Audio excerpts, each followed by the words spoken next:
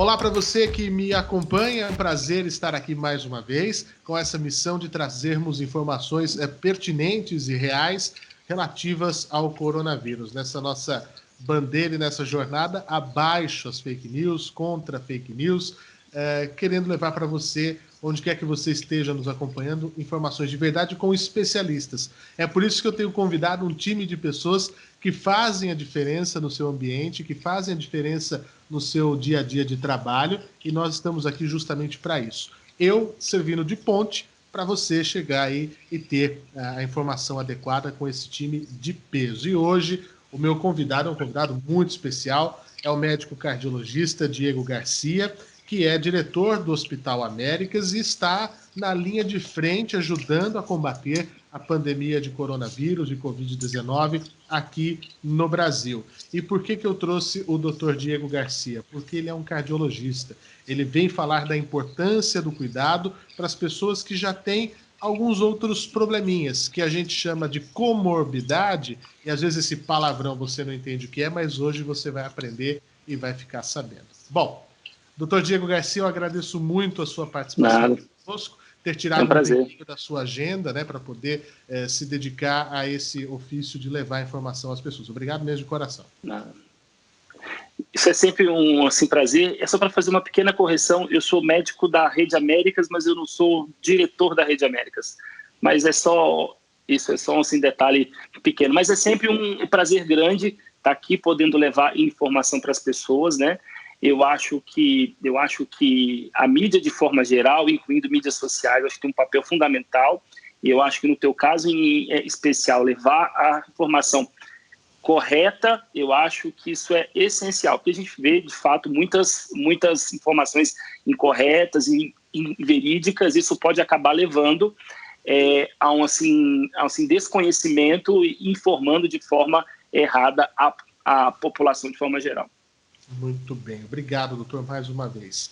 A minha primeira pergunta não é nem técnica, eu quero saber do sentimento. Você, doutor, que está caminhando nos hospitais, você que está trabalhando na linha de frente, como é que está o sentimento, de um lado, dos pacientes e do outro lado, dos profissionais da saúde? Como é que você vê isso? É uma guerra que está sendo travada? Eu acho que é uma guerra. Eu acho que nós nunca vivemos isso antes, em termos de saúde pública no Brasil, né? Eu acho que nunca, assim, aquilo que nós, na nossa geração, tivemos no Brasil. A gente tem relatos aí da gripe espanhola em 1918, mas acho que a nossa geração ainda nunca presenciou. E o clima é realmente de tensão, né? Tensão, assim, dentro mesmo dos hospitais, porque, é claro, nós temos o dever de estar ali, né, cuidando, assistindo os pacientes, mas, ao mesmo tempo, nós somos pessoas que temos medos, que temos inseguranças. É claro que nós tomamos todas as precauções, mas, assim, é natural, isso é natural da pessoa humana, que a gente tenha medo, que a gente tenha receios. Então, existe, sim, um clima de insegurança, mas acho que isso é natural frente, né, àquilo tudo que a gente vive. E quanto, assim, aos pacientes, eu acho que o pânico é ainda maior, né? O pânico é ainda maior. Muitos chegam desesperados, acham que vão morrer. E também aí a gente tem esse papel nessa hora de poder orientar. A gente sabe que a mortalidade é maior relacionada a, assim, outros tipos de, assim, doenças virais, mas a gente sabe que, graças a Deus, a maior parte dos casos o paciente ele consegue sair curado, né? Mas muitas das vezes o paciente fica internado, ele passa por uma experiência ruim, né?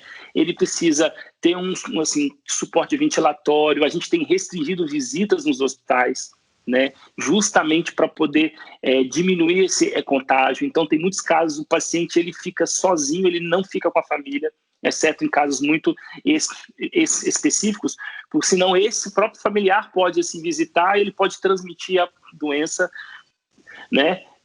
Então, assim, tem sido um momento difícil, delicado, mas que eu acho que as instituições de saúde, elas têm, assim, se comportado de forma, eu acho, a tentar minimizar isso, não só a oferecer esse conforto psicológico aos próprios profissionais, mas também aos próprios pacientes, né? Por mais que tenhamos medo, a gente tenta manter um clima de tranquilidade para que a gente possa, em meio a todo esse furacão, conseguir tratar bem os nossos pacientes.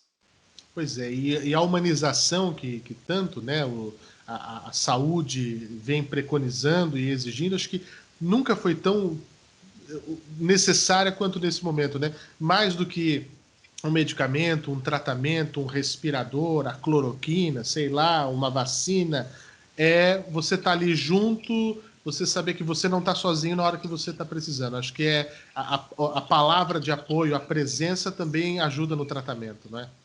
Com certeza, Fernando. Eu acho que assim, a gente pensa muito na cura do coronavírus, né? Enfim, eu acho que isso é o grande tema do momento, mas a nossa principal preocupação é em conseguir dar um suporte necessário, ideal para assim, em toda a população. Acho que o principal medo de todas as instituições de saúde, autoridades municipais, estaduais, federais, é que a gente consiga dar esse tipo de suporte, porque o medo é exatamente o colapso do sistema de saúde.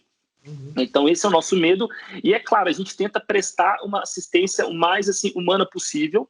A gente não pode, às vezes, Às vezes, a gente não pode ficar muito tempo do lado do paciente, até mesmo que a gente precisa preservar os assim, profissionais. Então, a gente tenta entrar em contato apenas assim quando é necessário, mas obviamente o paciente ele nunca fica desassistido, né? Hoje assim, ainda a gente não tem um assim, problema em termos de assim, falta de leitos, de falta de assim, respiradores, mas eu acho que existe uma preocupação grande porque existe uma estimativa de que os casos podem, de fato, aumentar e a gente precisa se precaver para isso, né? Mas eu acho que a humanização ela é assim, fundamental, porque eu acho que tão importante quanto é cuidar da saúde física é cuidar da pessoa como sendo um todo. E ela precisa de um suporte emocional grande nesse caso. Agora, doutor Diego, eu faço uma pergunta muito direta ao senhor. Coronavírus não é uma gripezinha. Coronavírus é sério. Com certeza, com certeza. Disso aí eu acho que não resta dúvida, né? Existem muitas pessoas falando muitas coisas na assim, internet, pegam às vezes dados, usam ele de forma incorreta, mas o que preocupa muito a gente? A transmissibilidade do vírus é muito mais alta e a letalidade do vírus também durante um curto espaço de tempo, né? Então, assim, a gente com certeza observa isso. É claro que muita gente fala, não, mas a gente tem, sei lá, 2,5% de mortalidade no mundo, tem, assim, alguns países mais, outros menos, isso tem variado um pouco também de acordo com a progressão da doença. Mas 2,5% é muita gente. Né? Se você for pegar, é muita gente. Então, não é algo desprezível, né? E se você for comparar com outras gripes, influenza A, a mortalidade ela é melhor. Aliás, assim, menor. Não só a mortalidade ela é menor, mas como a morbidade é menor. O que quer dizer?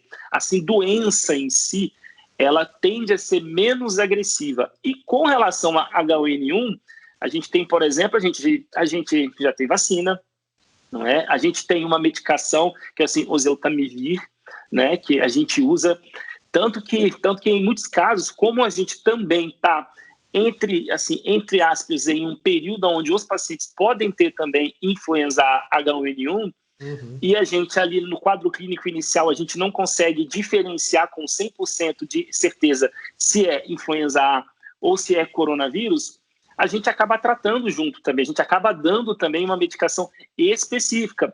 Em muitos dos casos, a gente não pede só o exame para confirmar se é ou se não é coronavírus. A gente pede um painel viral e nisso também a gente pede exame para poder checar se pode ser H1N1. E muitas das vezes a gente acha que é coronavírus e não é coronavírus, é H1N1.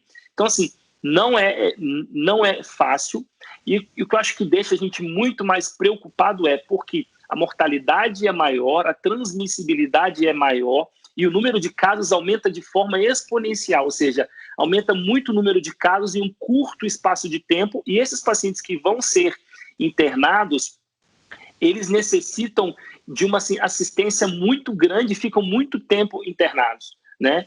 Com isso, a gente não tem um assim, turnover. O paciente entra, ele demora para sair e ele não desocupa o leito para que outro paciente ele possa entrar.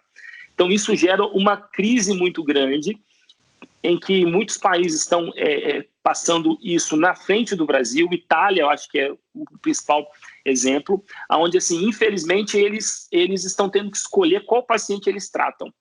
E isso eu espero que não seja uma decisão que eu, como médico, eu assim, precise tomar, porque isso é muito triste. Sem dúvida. Agora, o que a gente leva, então, para as pessoas é isso. A grande preocupação é a velocidade, né? Porque nós tivemos X dias para chegar aos 100 primeiros casos, depois, em menos da metade desse tempo, dobrou, e aí vai crescendo. E aí é quando a gente vê os gráficos que aparecem na televisão, que é essa curva muito rápida, num curto espaço de tempo, e aí colapsa todo um sistema de saúde e não está preparado. E aí não é uma questão de Brasil, como você mesmo disse, da Itália. De mundo. Né? É Brasil, realmente, no Brasil a gente não vai ter... É o mundo que não está preparado para essa velocidade nesse curto espaço de tempo. É isso, né? Uma coisa importante para se pontuar, que é isso que você comentou, o Brasil, por incrível que pareça, ele tem uma proporção de leitos de UTI maior do que muitos países de primeiro mundo, inclusive Itália. Então, isso é uma coisa importante. E muitos dos nossos, muitas das nossas autoridades, elas estão tomando decisões importantes, estão se programando para que possam ter essa estrutura para poder atender a população. Porque, na verdade, o que é que acontece? Se a gente tem um número de casos muito grande em um curto espaço de tempo, a gente não vai conseguir dar assistência adequada para o paciente. E, inevitavelmente, pessoas vão morrer mais e elas não precisariam ter morrido se a gente tivesse uma assistência adequada. Por isso que é super importante esse período de isolamento, quarentena. Eu sei que a gente tem uma discussão muito grande se a gente deve sair do isolamento, não deve. Óbvio que a gente tem que pensar nessa questão econômica também. A gente sabe que se a gente não deixa o povo trabalhar, né? A gente sabe que muitas pessoas são autônomas e que muitas pessoas dependem do dinheiro. A gente entende isso perfeitamente.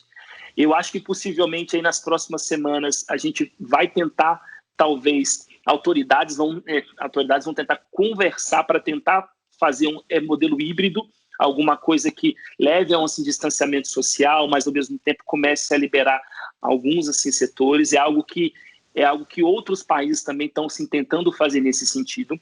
Mas é algo que é importante que a população entenda que, como é algo que na nossa era a gente nunca viu, né, nos últimos anos, por isso que tem tanta discussão, por isso que tem tanta divergência, se dá certo, se não dá certo. Então a gente está aprendendo muito com isso. E a gente realmente, a gente precisa, nesse momento, tomar o máximo de cuidado possível, né? Se caso for possível, se você não for do grupo de risco, ficar em casa, ou se for preciso sair para atividades essenciais, que você tome o máximo de cuidado possível, que você use sua máscara, que você evite tocar nas coisas.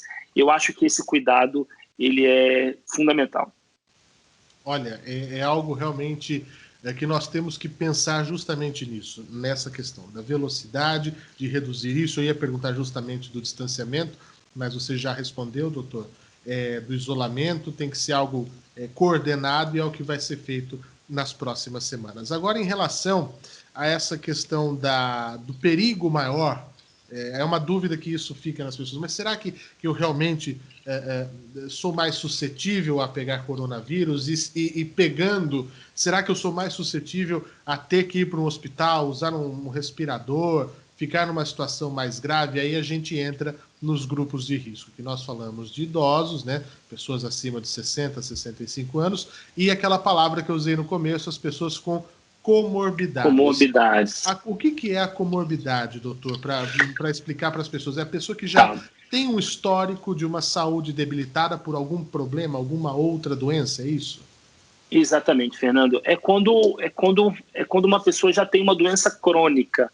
Ou seja, o que é uma doença crônica? É uma doença que ela tem e que ela faz tratamento há muito tempo. Exemplo, são, por exemplo, as doenças cardiovasculares, como, por exemplo, paciente que tem hipertensão arterial, paciente que já teve infarto, outras doenças como, por exemplo, diabetes, paciente que tem enfisema, bronquite, paciente que tem alguma doença oncológica, ou seja, que trata de algum tipo de câncer. E o que a gente observou nesse tipo de população, ou seja, população com acima de 60 anos e principalmente acima de 80, e pessoas com doenças crônicas, pessoas com comorbidades. O que a gente observa? Isso é muito importante, essa tua pergunta. A pessoa não tem um risco maior de pegar coronavírus, né? O risco é meio igual para todo mundo. É igual para todo mundo. O risco é igual para todo mundo. Eu diria que o risco é maior para quem não toma os cuidados. Correto. Apenas, mas não risco por ser mais velha, não risco por ter alguma doença. O que a gente vê? Que a probabilidade de que uma pessoa acima de 60 anos, ou mesmo abaixo de 60 anos, mas que tenha algum tipo de comorbidade, possa apresentar um quadro mais grave é maior do que uma pessoa abaixo de 60 anos e também uma pessoa saudável, né? Sim. Isso quer dizer uma probabilidade, não quer dizer que quem for pegar uma doença, ou seja, alguém com 70 anos, que seja hipertenso, diabético, que às vezes contrair coronavírus, não quer dizer que o quadro dele necessariamente vai ser mais grave, mas a probabilidade de ser mais grave é maior do que de uma pessoa mais jovem e que não tenha nenhuma doença. Da mesma forma, pessoas jovens não quer dizer que não podem ter quadros mais graves. Apenas a probabilidade dela ter um quadro mais brando, mais leve, é maior do que uma pessoa que não está dentro do grupo de risco, né? E como que a gente se baseou nisso, né? Principalmente nos dados da China e Itália, né, que a gente tem o maior número de casos, que, assim, alguns estudos saíram mostrando quem são aqueles pacientes mais graves, que são internados, quem são aqueles pacientes que ficam mais tempo na UTI, mais tempo em ventilação mecânica, quem são aqueles pacientes que morrem mais, né? E daí que a gente chegou a essa conclusão. Uma coisa que a gente tem notado, isso a gente não tem estudo ainda, mas a gente tem visto isso na prática clínica, que a obesidade também tem sido um fator de risco. Isso a gente tem observado aqui na prática clínica, é algo que não tinha sido pontuado em estudos exteriores, mas nos casos que a gente tem visto, que eu tenho conversado com alguns outros colegas de vários hospitais, a gente tem notado que às vezes pacientes jovens que não têm nenhuma outra comorbidade, mas que têm obesidade, têm uma chance maior, talvez, de poder ter um quadro mais grave. Claro, isso é percepção clínica, isso ainda não é estudo. Uhum. Agora, minha praticamente última pergunta, doutor, é em relação aos medicamentos. A gente sabe, noticiei outro dia, pelo menos 40 estudos ao redor do mundo que estão sendo feitos, em Israel, na China, nos Estados Unidos, aqui no Brasil, a OMS certificou a Fiocruz como referência nas Américas para a questão do coronavírus, já era referência para a questão do influenza, né? Agora também para a Covid-19. Tem muita gente empenhada nesses estudos, né? Vacina, procurando a cura, enfim, usar até mesmo o soro, né? O plasma sanguíneo de pacientes já curados, mas acho que o grande ponto que tem se falado é em relação à medicação. Um dos exemplos é a hidroxicloroquina, né, que é um medicamento usado para tratamento de outras doenças, se não me engano, malária, até lúpus, enfim, e outros medicamentos usados no tratamento contra o HIV, enfim. Como é que o senhor vê essa questão dos medicamentos, que envolve até a questão política, presidente falando, governadores falando, né? Estudos também estão sendo feitos ainda, mas tem médicos que estão prescrevendo em comum acordo, até a Prefeitura de São Paulo anunciou que vai comprar, né, mais medicamentos da cloroquina, desde que haja acordo entre o médico prescrever e o paciente ou a família aceitar e utilizar. Como é que o senhor vê a questão dos medicamentos no combate à doença? Primeira coisa que é importante, a gente não tem nenhuma medicação que a gente tenha certeza que vá agir diretamente para tratamento da doença, ou que vá agir diretamente combatendo o vírus. A gente não tem. Até assim, esse presente momento, a gente não tem. E o que começou a se fazer?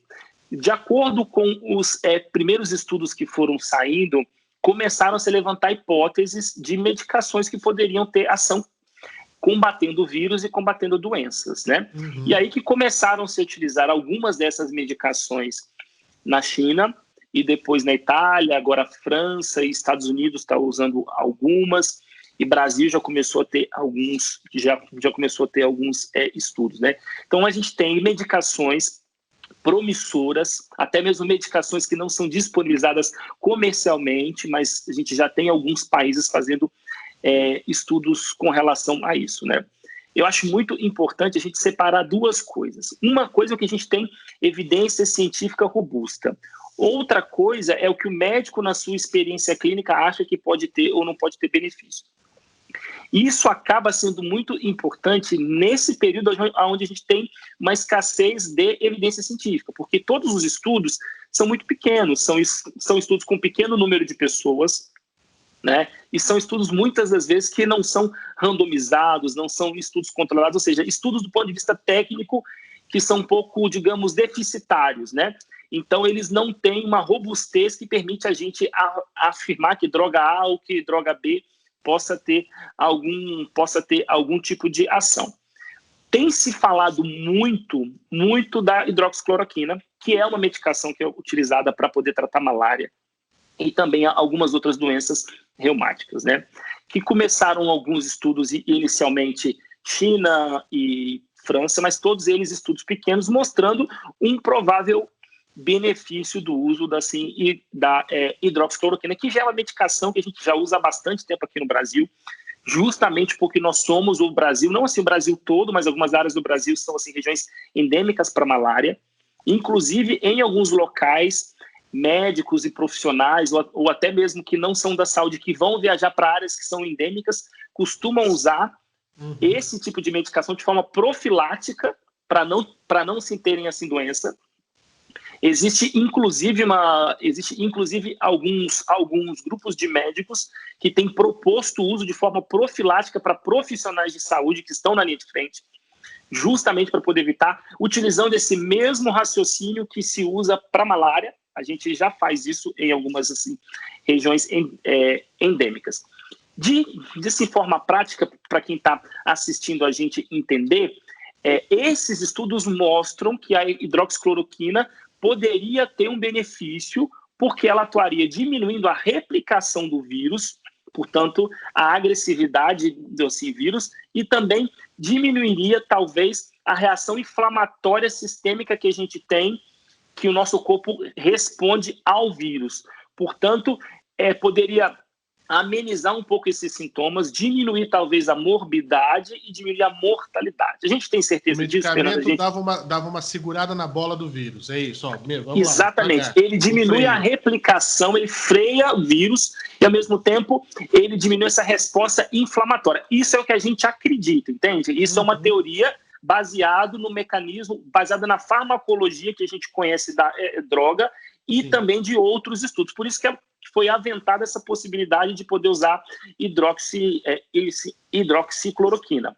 E a gente tem tido resultados iniciais animadores, né? Resultados iniciais que têm mostrado o benefício da hidroxicloroquina. Inicialmente usando em casos mais graves, em casos de pacientes internados em UTI, em casos de pacientes internados em enfermaria.